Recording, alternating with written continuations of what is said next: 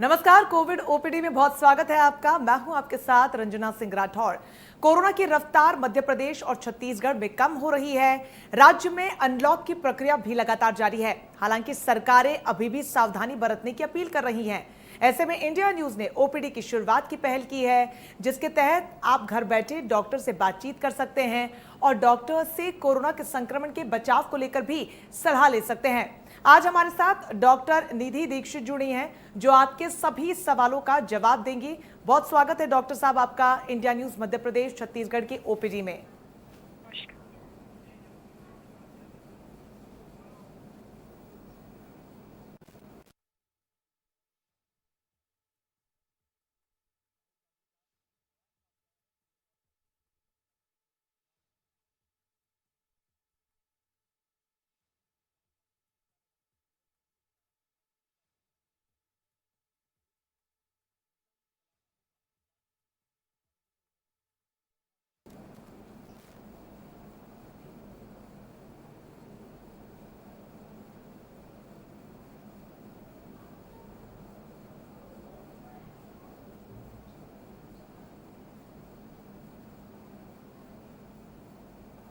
Doctor निधि दीक्षित हमारे साथ जुड़ गई हैं। बहुत स्वागत है मैम आपका इंडिया न्यूज की ओपीडी में।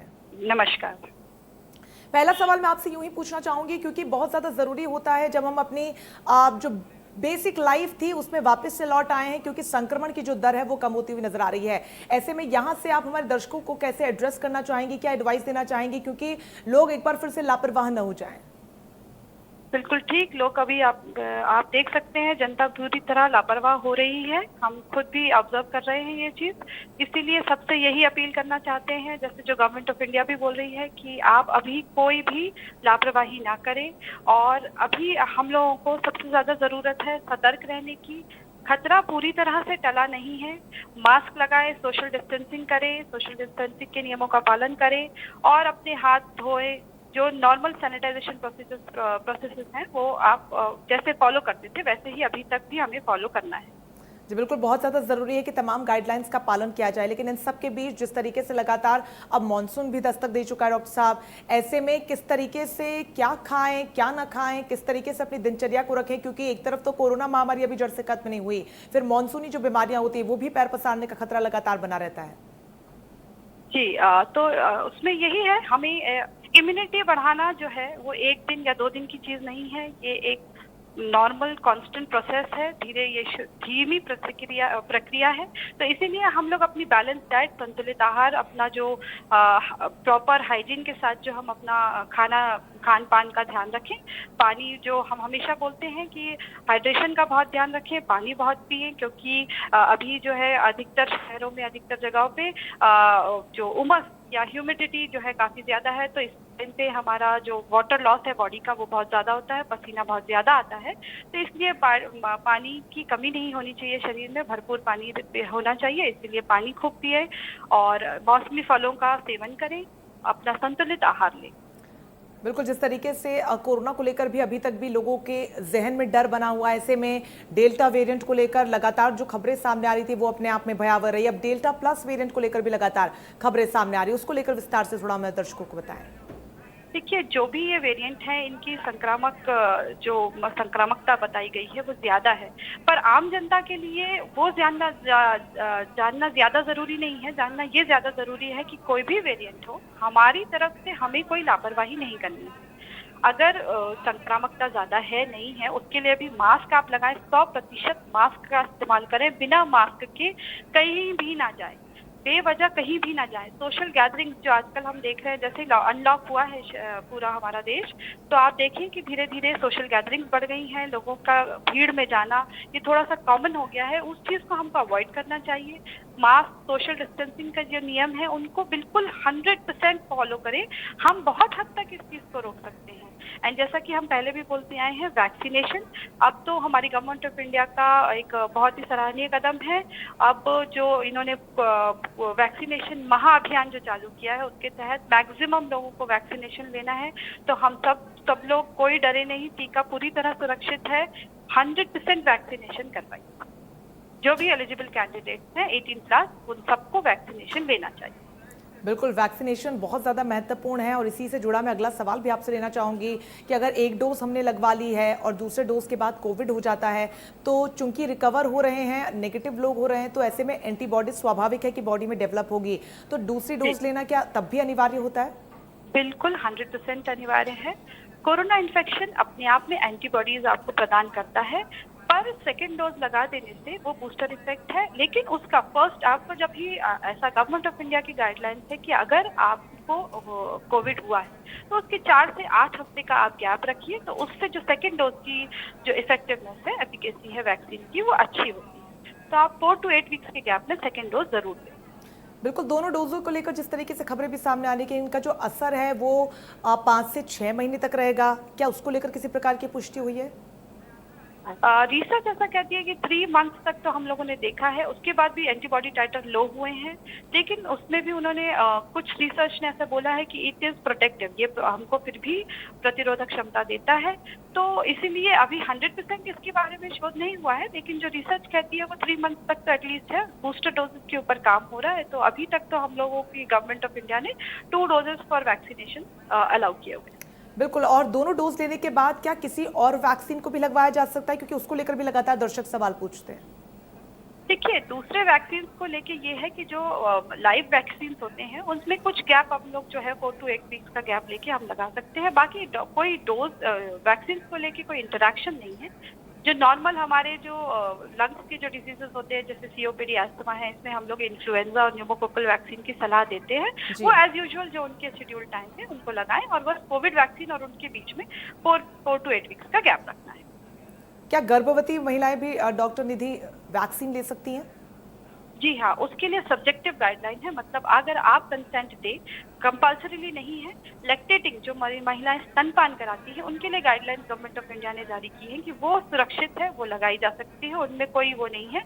लेकिन जो गर्भवती महिलाएं हैं उनमें उन्होंने बोला है कि अगर कम से कम 4 महीने के बाद, और उसमें भी उनकी कंसेंट हो, अगर महिला खुद कंसेंट दे सकती है कि हाँ भाई, क्योंकि इन बेसिकली प्रॉब्लम ये है कि जितनी रिसर्च हुई है वैक्सीन पे, उसमें गर्भवती महिलाओं को इंक्लूड नहीं किया गया था। इसीलिए उनके ऊपर 100% दावे के साथ में सुरक्षा और असुरक्षा के सवाल इसीलिए खड़े हुए थे।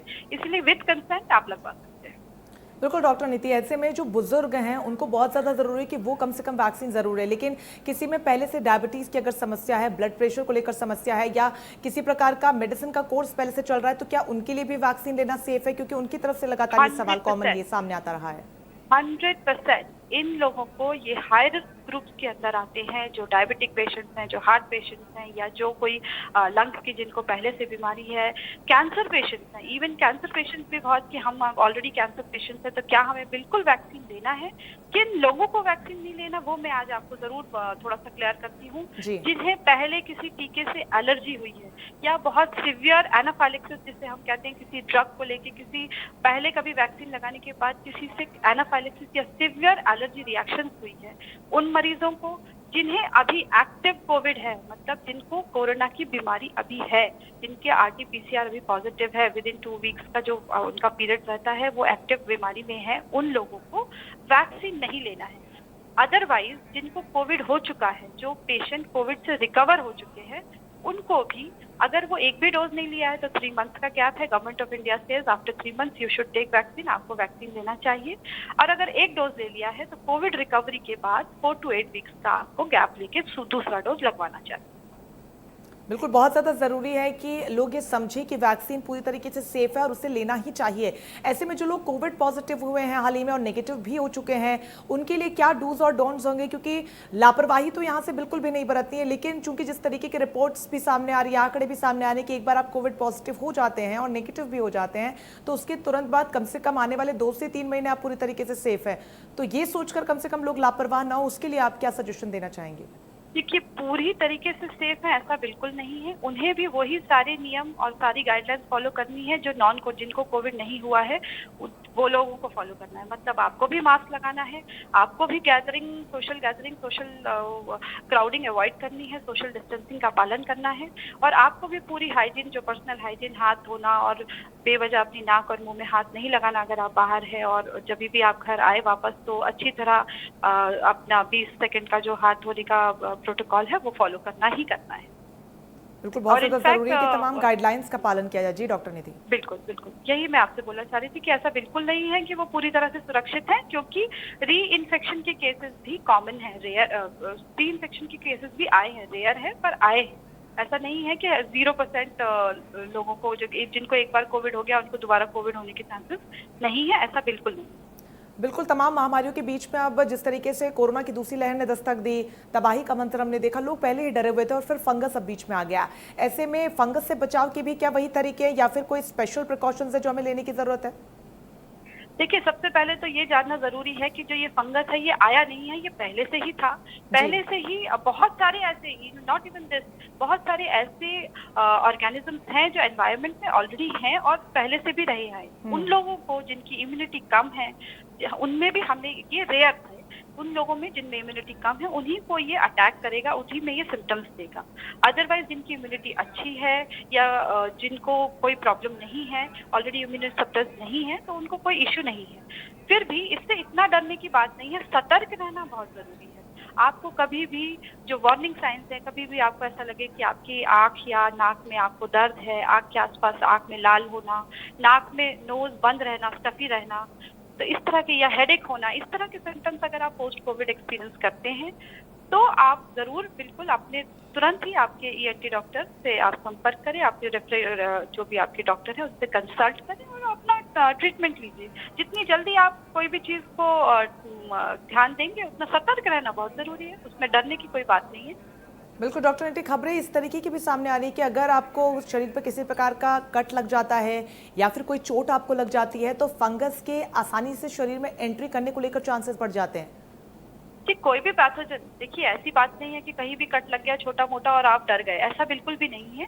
देखिए, जो लोग ऑलरेडी डायबिटिक है, जिनकी शुगर्स कंट्रोल नहीं है, जिनको स्टेरॉइड लंबे समय तक चला है, वो लोग थोड़ा-सा ज़्यादा ससेप्टेबल हैं। इसका ये मतलब नहीं है कि हर डायबिटिक पेशेंट को फंगस होगा ही होगा या ज़रा-सा कट लग गया उनको और वो परेशान हो जाए कि अब तो हमें फंगस की बीमारी लग जाएगी, ऐसा बिल्कुल भी नहीं। बस हमको अगर जो क्योंकि सॉइल में या वेस्ट प्रोडक्ट में ये फंगस रहती है, तो आप अगर उसको हैंडलिंग कर रहे हैं, उसको अगर आप यूज़ कर रहे हैं, तो आप ग्लव्स पहनिए, ऊँचे मोज़े पहनिए। अगर आपकी गार्डनिंग वगैरह का शौक है, तो इन सब चीज़ों का बस थोड़ा-सा ध्यान रखें। बिल्कुल, बहुत ज़्यादा ज़रूरी डॉक्टर निधि कि यहाँ पर छोटी-छोटी जो चीज़ें उसका ज़रूर ध्यान रखा जाए, क्योंकि ये छोटी चीज़ें ही आने वाले समय में बड़ी परेशानियों का सबब बन सकती है। ऐसे में सवाल लगातार इसको लेकर भी सामने आ रहा है, क्योंकि वेरिएंट्स जो हैं वो अलग-अलग सामने आ रहे हैं और चूंकि जिक्र आपने डायबिटिक पेशेंट्स का किया, तो बड़ी तादाद में क्यूरीज उसको लेकर भी सामने आती है कि क्या डायबिटिक पेशेंट्स के लिए कोविड का खतरा ज़्यादा होता है, क्योंकि कोविड उनमें सीवियर रूप में देखा गया है और कोविड होने के बाद डायबिटिक पेशेंट्स के लिए समस्या बहुत ज़्यादा बढ़ती हुई नजर आ रही है। देखिए, अकेले डायबिटिक्स नहीं, हाइपरटेंशन, जिनको blood pressure, high blood pressure की समस्या है, हाइपरटेंशन जिसे बोला जाता है मेडिकल लैंग्वेज में, वो भी, उनमें भी खतरा देखा गया है। और ऐसी कई सारी बीमारियां जिनमें की इम्यूनिटी डाउन होती है, कोई भी इन्फेक्शन जिसमें शरीर की प्रतिरोधक क्षमता कम होती है, इम्यूनिटी डाउन होती है, वो ज्यादा ऑफकोर्स किसी भी बीमारी को वो जगह देगा। शरीर में लड़ने की क्षमता कम रहेगी तो फिर बीमारी थोड़ी सी भयावह हो सकती है। कोविड पेशेंट्स में ये ऐसा देखा गया जिनको डायबिटीज थी, अनकंट्रोल्ड डायबिटीज स्पेशली, जिनको ब्लड प्रेशर की बीमारी थी, जो और किसी कारण से कैंसर, जो इम्यूनिटी सप्रेशन दिया गया, जिस तरीके से उन जिक्र आप पेशेंट। डायबिटिक पेशेंट्स का कर रही हैं, एक सवाल ये भी है, क्योंकि ज्यादा मात्रा में स्टेरॉइड देने से खतरा ब्लैक फंगस, व्हाइट फंगस, तमाम ऐसे ही महामारी का बना हुआ है। ऐसे में एक पेशेंट जो डायबिटिक भी है, कोविड से रिकवर भी हुआ है, उसके लिए क्या सजेशंस आप देना चाहेंगी? घर पर बैठकर किस तरीके से डाइट्स को और जिस तरीके का ट्रीटमेंट चल रहा है उसको कैसे प्रोसेस किया जाए? सबसे पहले उनके लिए स्पेशल जो मेरा संदेश है वो ये है कि अपनी शुगर्स आप कंट्रोल रखिए, क्योंकि कोविड में यूजुअली कभी-कभी पेशेंट्स को स्टेरॉइड्स भी देने पड़ते हैं, जिससे शुगर थोड़ी-सी हमारी हाई भी होती है। तो शुगर्स अगर आप कंट्रोल में रखिए, अनकंट्रोल्ड डायबिटीज़ ज़्यादा खतरनाक है, अनकंट्रोल्ड डायबिटीज़ ज़्यादा खतरनाक है, इसीलिए शुगर्स आप अपनी कंट्रोल रखिए, नॉर्मल हाइजीन फॉलो करिए और कोई भी आपको समस्या, थोड़ा-सा भी अगर आपको लक्षण दिखते हैं, किसी भी तरीके की परेशानी होती है, तो आप अपना खुद की चिकित्सा ना करके अपने डॉक्टर से परामर्श लीजिए और उसी के बाद आगे बढ़िए। और अपनी नियमित रूप से डायबिटीज की जो दवाइयाँ हैं उनका सेवन करिए। बिल्कुल, थर्ड वेव को लेकर भी लगातार खबरें सामने आ रही है, उसको लेकर क्या डूज एंड डोंट्स है डॉक्टर निधि? क्योंकि बच्चों को लेकर भी लगातार जिस तरीके से खबरें सामने आई कि उन पर ज्यादा अटैक हो सकता है और उनके लिए एक सुरक्षा की शील्ड बनाना बहुत ज्यादा मुश्किल हो जाता है। बिल्कुल ठीक, क्योंकि बच्चों में संक्रमण की समस्या इसलिए भी ज्यादा है क्योंकि वो थोड़ा सा उनका इम्यूनिटी वीक होती है, तो उस वजह से उनके लंग्स जो है वो जल्दी इफेक्ट होते हैं। बट ये जरूर मैं आपको बोलूंगी कि जो गाइडलाइंस बड़ों के लिए है वैसे ही बच्चों के लिए है। उनको भी मास्क लगाना जरूरी है, भीड़ भाड़ के इलाकों में ना ले जाएं उनको। जैसे कि अभी अनलॉक हुआ है, तो अनलॉक जो प्रक्रिया हुई है उसमें मॉल्स में या कहीं सिनेमा घर वगैरह जब खुलते हैं तो उनमें इधर इन जगहों पे ना ले जाएं। स्कूल्स में मुझे लगता है कि अभी स्कूल्स को लेके जो समस्या है वो अभी स्कूल्स नहीं चालू करनी चाहिए, ऐसा ये पर्सनल मेरा व्यू है। बिल्कुल, जिस तरीके से मार्केट्स में भी कई प्रोडक्ट्स अवेलेबल है डॉक्टर निधि, उसको लेकर क्या सजेशन आप देना चाहेंगे? क्योंकि इम्यूनिटी बूस्टर के तौर पर अब मार्केट में बहुत सारे प्रोडक्ट्स की रेंज देखने को मिल रही है, क्या वो पूरी तरीके से सेफ है? क्या उनका सेवन किया जा सकता है या फिर होम रेमेडीज पर ही फिलहाल स्टिक रहा जाए? देखिए, मैं आपको बार बार बोल रही हूँ, इम्यूनिटी एक स्लो प्रोसेस है। ऐसा कुछ भी नहीं है कि फलानी दवा खाने से हमारी इम्यूनिटी तुरंत अच्छी हो जाएगी या ये नहीं खाई तो हमारी इम्यूनिटी डाउन हो जाएगी, ऐसा कुछ नहीं है। एक संतुलित आहार, जो मौसमी फल है उनका सेवन करें, जो ड्राई फ्रूट्स हैं आप उनका सेवन करें, नियमित रूप से व्यायाम करें और पानी हाइड्रेशन आप अच्छा रखेंगे तो आपकी इम्यूनिटी बहुत करके अच्छी रहेगी। स्टीम हम बोलते हैं कि आप स्टीम जरूर लें, कहीं बाहर से आए और कम से कम नियमित रूप से सुबह शाम आप स्टीम लें। और जो आपका जो देसी में आपको बोला जाता है कि हम लोगों को काढ़ा का जो, लेकिन उसका भी ओवर यूज ना करें।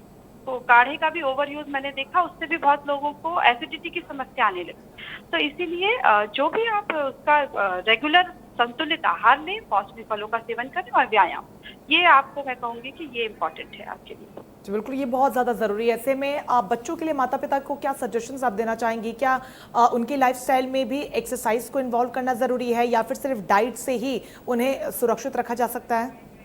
नहीं, बिल्कुल बच्चों के लिए भी एक्सरसाइज कराएं, उनको योगा सिखाएं, उनको एटलीस्ट जो ब्रीदिंग एक्सरसाइजेज हैं उनको बच्चों को भी हमको सिखाना चाहिए। और कुछ स्कूलों ने तो अपने करिकुलम में ये ऐड भी किया है, एक पीरियड जो उन्होंने एक्सरसाइज के लिए ऐड किया है वो बहुत ही एक अच्छा कदम है। एंड जो बड़ों के लिए है गाइडलाइंस वही कि बच्चों को भी हम इम्यूनिटी के लिए व्यायाम करवाएं, उनको संतुलित आहार दें, अच्छा खाना खाने के लिए जो जंक फूड है उसको हमको हमेशा अवॉइड करना चाहिए बच्चों में भी। और जो एक अच्छी फूड हैबिट्स हमको इंक्लूड करना चाहिए जिसमें कि ड्राई फ्रूट्स, मौसमी फल और प्रॉपर कार्बोहाइड्रेट प्रोटीन का समावेश हो, वो देना चाहिए। अंकुरित दाल, अंकुरित चने, बच्चों में पनीर, ये सब उनको देना चाहिए। जी बिल्कुल, बहुत ज़्यादा ज़रूरी है कि यहाँ पर डाइट पर विशेष तौर पर ध्यान रखा जाए। लेकिन तमाम फ्रंट लाइन वर्कर्स जिन्होंने कोरोना की पहली लहर में भी दिन रात काम किया और आज की तारीख में भी काम कर रहे हैं, उनके लेकर क्या कुछ सजेशन आप देना चाहेंगे? क्योंकि बहुत ज़्यादा वक्त नहीं होता उनके पास डाइट पर ध्यान देने के लिए, तो किस तरीके से अपने आप को सुरक्षित रखें, इम्यूनिटी को कैसे मेनटेन रखें? बिग सैल्यूट टू दोस्त फ्रंटलाइन वर्कर्स जो अभी भी काम कर रहे हैं, बहुत टायरलेसली उन्होंने काम किया है। बस उनको यही कि क्योंकि इतना बहुत टायरिंग सा जॉब होता है, बहुत वो लोग बिजी रहते हैं, तो उसके लिए यही है कि अपना एक तो नियमित रूप से कम कोई मील स्किप ना करें, नियमित रूप से अपना आहार लें, खाना खाएं और अपना हाइड्रेशन का ध्यान रखें। क्योंकि यूजुअली हम लोग काम की व्यस्तता में पानी पीना जो है जो बहुत ही नेग्लेक्टेड रहता है, वो डिहाइड्रेटेड बॉडी जो रहती है वो इन लोगों में कॉमन रहती है। जबकि हम लोग सब जान के भी कई बार अपनी मील स्किप कर जाते हैं कि बिजी रह गए और पानी नहीं पीते हैं प्रॉपर। तो इन सब से हमको हमेशा बचना चाहिए। एटलीस्ट फ्रूट्स अपना जो है रेगुलर इंटरवल्स पे आप फ्रूट्स लीजिए, जो भी अपने सीजनल फ्रूट्स आते हैं वो जरूर लेना चाहिए। बिल्कुल, बहुत ज़्यादा ज़रूरी है कि यहाँ पर नियमित तौर पर अपने खान पान पर विशेष तौर पर ध्यान रखा जाए। देखिए, एक सवाल मैं आपसे लेना चाहूँगी जो कि बहुत बेसिक है, मास्क को लेकर, जो कि शुरुआत में ही आपने जिक्र किया था। बहुत लोगों को आज तक नहीं पता है कि किस तरीके के मास्क का इस्तेमाल करना चाहिए और बहुत बड़ी समस्या आती है जब डिस्पोज करने की बारी आती है, क्योंकि वहाँ भी संक्रमण फैलने का खतरा लगातार बना रहता है। तो उसको लेकर यहाँ पर आप जानकारी हमारे दर्शकों को दीजिए कि किस तरीके से इस्तेमाल करें, कैसे इस्तेमाल करें और डिस्पोज कैसे करें। देखिए, बहुत इम्पोर्टेंट आपने बात कही, क्योंकि ये समस्या सच में बहुत कॉमन है कि हमने मास्क लगाया, एक तो 3 प्लाई मास्क लगाएं, डिस्पोजेबल मास्क लें, और अगर आप कपड़े वाला मास्क भी ले रहे हैं तो एटलीस्ट वो मास्क आप बदलिए, उसको प्रॉपर क्लीन मास्क आपका यूज होना चाहिए एंड उसको डिस्पोज करना। क्योंकि यहाँ वहाँ आपको मास्क आराम से पड़े हुए दिखते हैं और ये कोई जो मास्क है वो भी एक कैरियर की तरह काम करता है। तो उसको आप एक प्रॉपर कागज के उसमें कागज के लिफाफे में उसको रखें और उसके बाद ही उसको डिस्पोज करें। गाइडलाइंस तो रिसर्च तो कहता है कि कम से कम 72 घंटे उसको सन में रख के और उसके बाद डिस्पोज करें, ताकि उसके अंदर का जो अगर वायरल लोड है तो वो कम हो जाए। तो बट एटलीस्ट हम लोग इसको यहाँ वहाँ ना फेंके, कचरे के डिब्बे में ही डालें, और जब भी मास्क उतारें तभी भी आप हाथ धोएं, क्योंकि आप और जो मास्क का जो सामने वाला हिस्सा है जो हमारे मुंह और नाक को ढकता है, उस हिस्से को बार बार जो मैंने कॉमनली देखा है कि बार बार वो उनका जो कान के पीछे का जो हिस्सा है अगर वो ढीला हुआ है तो वो अपने हाथ से उसको वापस से उसको टच करते हैं बार बार, तो वो एक हिस्सा एक्सपोज हिस्सा है, उसको बार बार टच ना करें, और जब भी डिस्पोज करें मास्क को प्रॉपर डस्टबिन में एक कागज के लिफाफे में बंद करके डस्टबिन में डालें, और हमेशा उसके बाद भी आप अपना हाथ जरूर धोएं। बिल्कुल, बहुत ज़्यादा ज़रूरी है कि तमाम जो छोटी छोटी बातें इनका लोग ध्यान रखें। एक आखिरी मैसेज दर्शकों को आप क्या देना चाहेंगे कि आने वाले समय में खुद को सुरक्षित कैसे रखें? खुद को सुरक्षित रखने के लिए सबसे इम्पोर्टेंट वैक्सीन लगवाएं, जो भी एलिजिबल 18+ कैंडिडेट हैं सब वैक्सीन लगवाएं। सेकंड, मास्क का 100% यूज करें, बिना मास्क के घर के बाहर बिल्कुल भी मत निकलें, जरूरी हो तो ही निकलें, और सोशल डिस्टेंसिंग के नियमों का पालन करें, हाथ धोएं, जो बार बार गवर्नमेंट ऑफ इंडिया आपसे फॉलो करने को कहती है। हम अपनी सुरक्षा इन्हीं सब हथियारों को लेकर कर सकते हैं। बिल्कुल, बहुत ज़्यादा ज़रूरी है कि जैसा कि डॉक्टर निधि ने कहा कि वैक्सीन ज़रूर लगवाएं, क्योंकि वैक्सीन पूरी तरीके से सेफ है। बहुत शुक्रिया डॉक्टर निधि दीक्षित आपका तमाम सवालों का जवाब देने के लिए, क्योंकि बहुत ज़्यादा ज़रूरी हो जाता है दर्शकों तक सही और सटीक जानकारी पहुंचे, और यही वजह है कि इंडिया न्यूज़ ने इस मुहिम की शुरुआत की है, जहां पर ओपीडी के जरिए हर रोज़ हम डॉक्टर्स की सलाह लेते हैं और जो तमाम सवाल होते हैं उन सवालों के जवाब लेते हैं और दर्शकों तक पहुँचाते हैं, क्योंकि बहुत ज़्यादा ज़रूरी है कि दर्शक ये समझें कि आने वाला समय और भी ज़्यादा कठिन होने वाला है, क्योंकि ये त्रासदी अभी खत्म नहीं हुई है, त्रासदी अभी बची है, संकट अभी टला नहीं है। ऐसे में कोरोना की दूसरी लहर और अब कोरोना की तीसरी लहर को लेकर भी जो संभावनाएं जताई जा रही हैं, उससे खतरा अब यहां से आने वाले दिनों में और बढ़ सकता है, और यही वजह है कि इस समय से सबक लेकर हमें आने वाले समय के लिए रणनीति तैयार करने की जरूरत है और खुद को सुरक्षित रखने की जरूरत है।